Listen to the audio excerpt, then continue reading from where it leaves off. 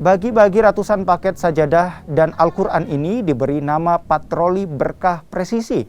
Para poluan membagikan 300 paket yang berisi sajadah, Al-Quran, dan peralatan sholat. Selain berbagi, para poluan ini menggelar patroli Kamtibmas sembari mengecek kelengkapan masjid yang ditemuinya. Selama ini yang kami berikan mulai dari hari pertama sampai hari ke-13 puasa sudah mencapai 300 paket.